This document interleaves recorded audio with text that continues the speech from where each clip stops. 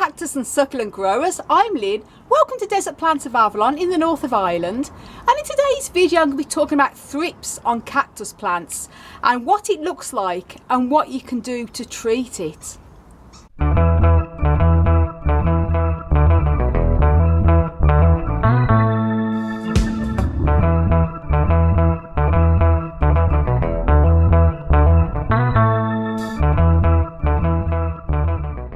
Now here I am in my office and grow room where I overwinter a lot of the plants, and the reason why I brought you guys in here is because this is where the thrip damage I have noticed. Now I just want to mention that I've never ever noticed thrip damage on any of my desert cacti, such as these ones here. Desert cacti are not immune to thrips. I do know growers who have had problems with thrips on their desert cacti, but personally I've never experienced it myself. However, my epiphytic cacti, yes. And I'm going to show you an example here. Now this is one of my zigzag cacti, Epiphyllum anguliga.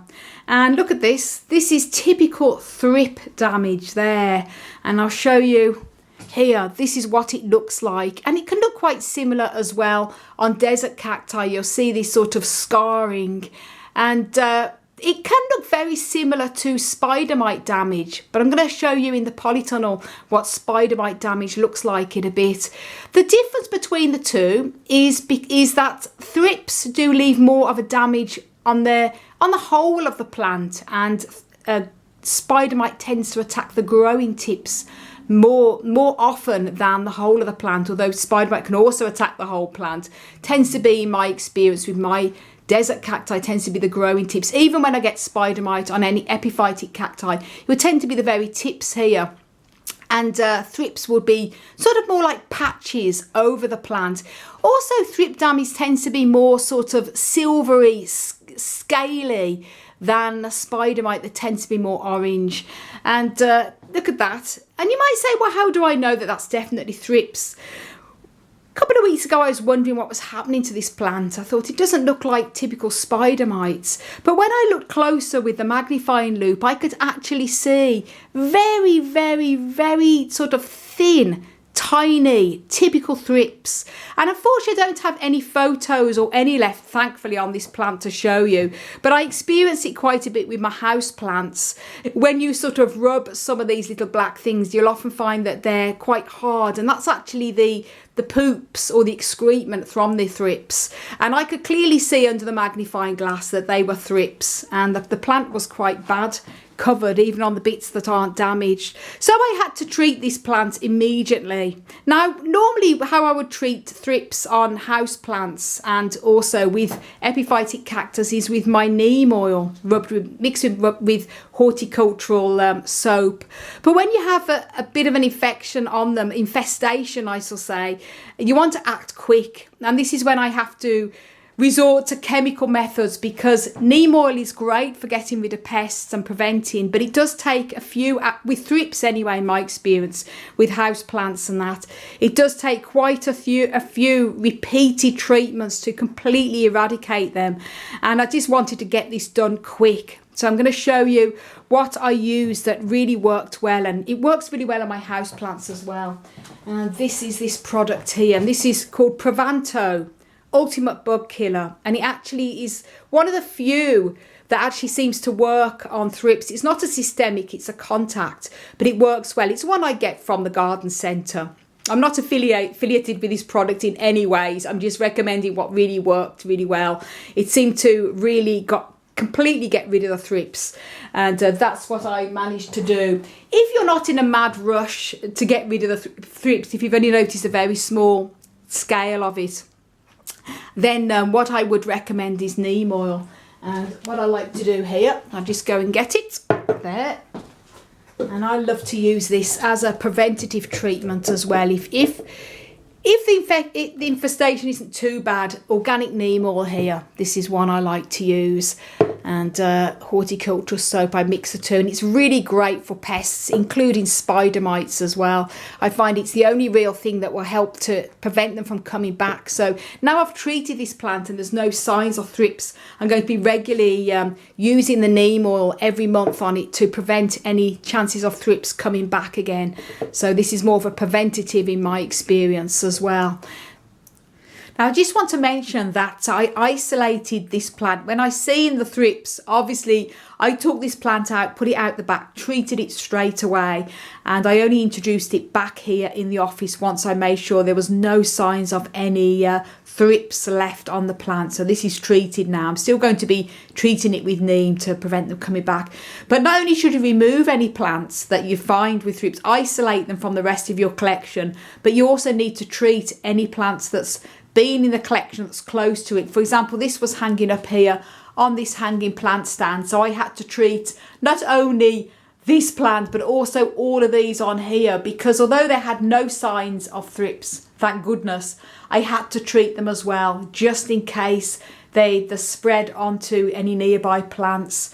And I actually used the Provanto treatment for them, because I just thought I don't want to take my time with the neem that takes a few repeated treatments, just in case they come already on these plants and they're going to spread quite fast. So these have all been treated as well. So just bear that in mind. It's not just the plant itself that has to be dealt with, it's also any neighbouring plants as well.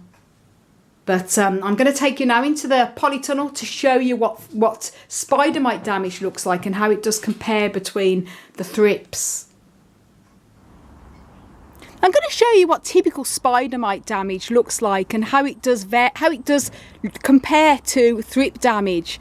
For example, here, these are my Lophophora cacti, and this orange scarring here, sort of orangey, yellowy, silvery scarring, is past damage from spider mites, and this is a good example here. And when the new growth comes out, you can see all the new green growth sort of leaves sort of a nice patterning, and it is very different to thrip damage, as you can see here. As I mentioned, spider mites tend to attack the growing tips of cactus plants, so you tend to see it more so on the tops. Can also attack any part of the cactus, but in my experience it's nearly always the tips, as you can see, and then this is all the new growth that comes out. It tends to be more orangey, and although it has a bit of a sort of silvery scaling appearance to it as the scarring ages, it is definitely different to thrip damage that tend to be in patches. And also spider mites are very, very, very, very minute, sort of sometimes straw coloured, sometimes they can be brown coloured or sandy coloured, and even orangey, and even red. It all depends on what type of stage they're at in their sort of process of attacking your plants, from when they're sort of when they hatch. It sounds disgusting, but when the little eggs hatch, the spider mites, and when they're sort of reproducing, they sort of change colour as well. And I'm not an expert on all the different types of spider mites. There's quite a few different ones. The most common one will be the false spider mite. That doesn't necessarily cause the webbing. There's a lot of people will say you'll know if it's spider mite on your cactus because you'll see lots of little webs. That's true with the true spider mite, but with all these other type of spider mites that you get, you don't often get the webbing, you just tend to see the damage. So that is very typical. It also seems to be my Rayboutias are very prone to it as well, such as these ones here. This one has always been coming back with spider mite, and then it completely regrows itself again, as you can see, quite healthy now. And this also here is a lovely Rayboutia, and you can see that this is most likely past spider mite damage here, and this is all the new growth. Very different to thrips. So I hope you found that video useful and a little bit informative. As I say, thrips is not something I've ever experienced on my desert cacti, but epiphytic cacti, yes. They can be very prone to it, and as I say, it's a bit of a pest, as these mealybugs, spider mites, and all these other type of beasties. But should you have that on your cactus, you'll know what to do now and what to look for. And If you haven't done already, then don't forget to subscribe to my channel, and also do click that notification bell. You can also follow me on Instagram, Twitter and Facebook at Desert Plants of Avalon for lots of flowers and lovely photographs and reels on there also. And do check my website out for regular blogs on what I've been up to on a monthly basis, desertplantsofavalon.com. I want to wish you all a pest-free, cactus-powered day ahead.